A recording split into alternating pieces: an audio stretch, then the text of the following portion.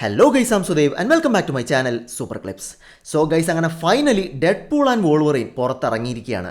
And wow what a movie. As a Marvel fan എന്നെ completely satisfy ചെയ്ത, ഒരുപാട് സന്തോഷിപ്പിച്ച, ആവേശം കൊള്ളിച്ച ഒരു പടമാണിതെന്ന് എനിക്ക് തീർത്തും പറയാൻ പറ്റും. കുറേ കാലം കൂടിയാണ് ഒരു മാർവൽ മൂവി അല്ലെങ്കിൽ ഒരു സൂപ്പർ ഹീറോ മൂവി കണ്ടിട്ട് മനസ്സൊന്ന് നിറഞ്ഞത്. നൗ ഞാനിത് പറയുമ്പോൾ don't think this is A perfect or the best movie. Okay, അതല്ല, ഈ സിനിമയ്ക്ക് പോരായ്മകളുണ്ട്. പക്ഷേ ഈ പടത്തിൻ്റെ പർപ്പസ് അറിഞ്ഞ് കാണുന്നവരാണ് ആൻഡ് ഞാൻ എടുത്തു പറയാണ്, നിങ്ങളൊരു ഹാർഡ് കോർ മാർവൽ അല്ലെങ്കിൽ overall comic book movie fan ആണെങ്കിൽ ഇതൊരു അടിപൊളി ട്രീറ്റ് ആണ്. കാരണം ഈ മൂവി സ്റ്റോറിക്ക് വേണ്ടിയോ വേൾഡ് ബിൽഡിങ്ങിന് വേണ്ടിയോ അല്ലെങ്കിൽ ആക്ഷനോ കോമഡിക്കോ വേണ്ടിയോ ഒന്നുമല്ല, മറിച്ച് ഇതിലെ ക്യാരക്ടേഴ്സിന് വേണ്ടി എടുത്തു വെച്ചിരിക്കുന്നതാണ്. And I'm not just talking about Deadpool and Wolverine, ഇതിലെ മറ്റെല്ലാ ക്യാരക്ടേഴ്സും തന്നെ. അതായത് മാർവലിൻ്റെ ലെഗസി അതിൻ്റെ സ്റ്റോറിയോ പടങ്ങളുടെ റേറ്റിങ്ങോ വാരിക്കൂട്ടിയ കളക്ഷനോ ഒന്നുമല്ല, മറിച്ച് അത് ഈ സിനിമകളിൽ അല്ലെങ്കിൽ കോമിക്സുകളിൽ നമ്മൾ കണ്ടുവന്നിട്ടുള്ള ആ ക്യാരക്ടേഴ്സാണ്. ഇതൊന്ന് കാണിച്ചു തരികയാണ് ഷോൺ ലെവിയും റയൻ റെയ്നോൾഡ്സും ഒക്കെ ഡെഡ്പൂൾ ആൻഡ് വോൾവറിനിലൂടെ ചെയ്തിരിക്കുന്നത്. ഒരു ബ്രഹ്മാണ്ഡ സ്റ്റോറി പ്രതീക്ഷിച്ച് ഒരിക്കലും ഈ പടം കാണരുത്. ഇതിൻ്റെത് ഒരു സിമ്പിളായ അവിടെ ഇവിടെയൊക്കെ പ്രഡിക്റ്റബിൾ ആയിട്ടുള്ള ഒരു സ്റ്റോറിയാണ്. മൾട്ടിവേഴ്സ് ഉണ്ട്, MCU ഉണ്ട്, എക്സ്മെൻ ക്യാരക്ടേഴ്സ് ഉണ്ട് എന്നൊക്കെ പറഞ്ഞ് അത് വെച്ച് ഇവരെന്തോ വലിയ ഗെയിം ചേഞ്ചറാണ് കൊണ്ടുവന്നിരിക്കുന്നത് എന്ന മനോഭാവത്തോടെ പോയി കഴിഞ്ഞാൽ നിരാശപ്പെടേണ്ടി വരും. മറിച്ച് ഞാൻ പറഞ്ഞ പോലെ ഈ ഒരു മൂവിയിലെ ക്യാരക്ടേഴ്സ്, അവരുടെ കഥ, അവരുടെ സ്പെഷ്യാലിറ്റീസ്, ഫാൻസിനിടയിൽ ഇതിലെ ക്യാരക്ടേഴ്സിനുള്ള വാല്യൂസ്, അത് കാണിക്കാൻ വേണ്ടി മാത്രം വെച്ചിരിക്കുന്ന ഒരു സ്റ്റോറിയാണ് ഇതിൻ്റെത്. Nothing more. അത് തന്നെ സ്റ്റോറി വൈസ് നോക്കുമ്പോൾ പല കൺഫ്യൂഷൻസും പ്ലോട്ട് ഹോൾസും ഒക്കെ വരാം.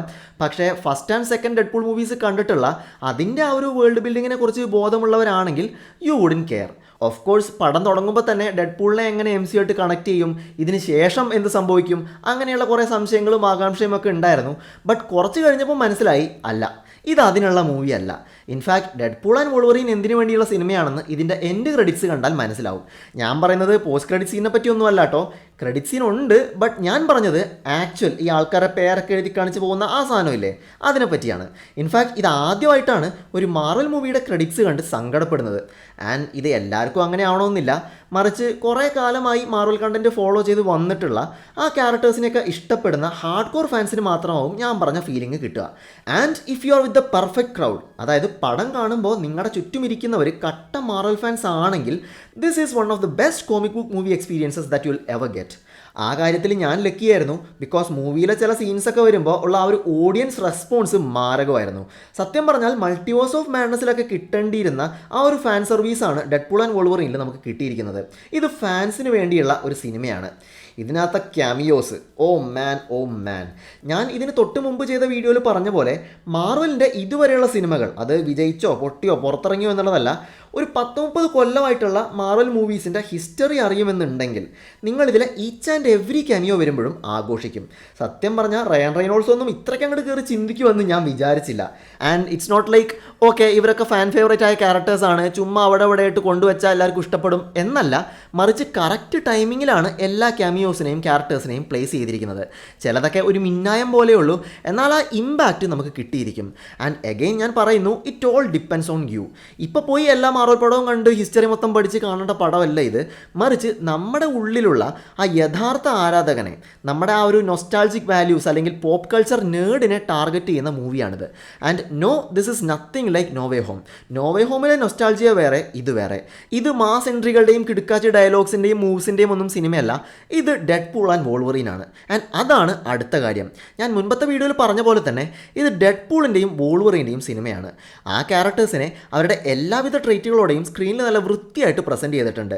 ഡെഡ്പൂളിൻ്റെ 3ാം ഭാഗം ആയതുകൊണ്ട് തന്നെ വെയ്ഡ് വിൽസൻ്റെ ആ ഒരു കഥയുടെ തുടർച്ചയാണ്, അതിലുള്ള ക്യാരക്ടേഴ്സുമുണ്ട്.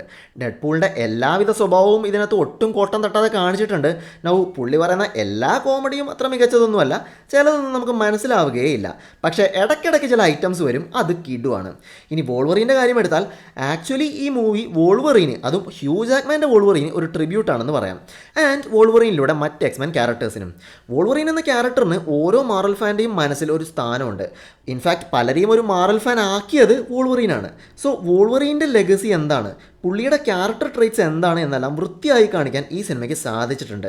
ആൻഡ് അതിനോടൊപ്പം തന്നെ ഈക്വൽ ഇമ്പോർട്ടൻസോടെ 20th സെഞ്ച്വറി ഫോക്സ് പുറത്തിറക്കിയിട്ടുള്ള മറ്റ് മാർവൽ മൂവീസിൻ്റെയും ക്യാരക്ടേഴ്സിൻ്റെയും ഒരു സെലിബ്രേഷൻ കൂടിയാണ് ഈ സിനിമ. ഇൻഫാക്ട് 20th സെഞ്ച്വറി ഫോക്സിൻ്റെ മാർവൽ മൂവീസിന് റയൻ റെയ്നോൾഡ്സും MCUവും ഒക്കെ കൊടുക്കുന്ന ഒരു ലവ് ലെറ്ററാണ് ഡെഡ്പൂൾ ആൻഡ് വോൾവറിൻ എന്ന് വേണമെങ്കിൽ പറയാം. സത്യം പറഞ്ഞാൽ MCU പച്ച പിടിക്കുന്നതിന് മുൻപ് ഫോക്സ് മൂവീസ് ആയിരുന്നു മാർവൽ നമ്മളിൽ പലരെയും മാർവൽ ഫാൻസ് ആക്കിയത് ചെയ്യുന്നത് ഈ മൂവീസൊക്കെയാണ്. ആൻഡ് അതിൽപ്പെട്ട ഒരു അംഗം എന്ന നിലയിൽ ഈ സിനിമ എന്നെ വളരെയധികം തൃപ്തിപ്പെടുത്തി. ഇത് എല്ലാവരും പോയി കാണണം, എല്ലാവർക്കും ഇഷ്ടപ്പെടും എന്നൊന്നും ഞാൻ പറയുന്നില്ല. ഓരോരുത്തർക്കും ഓരോ താല്പര്യങ്ങളാവും.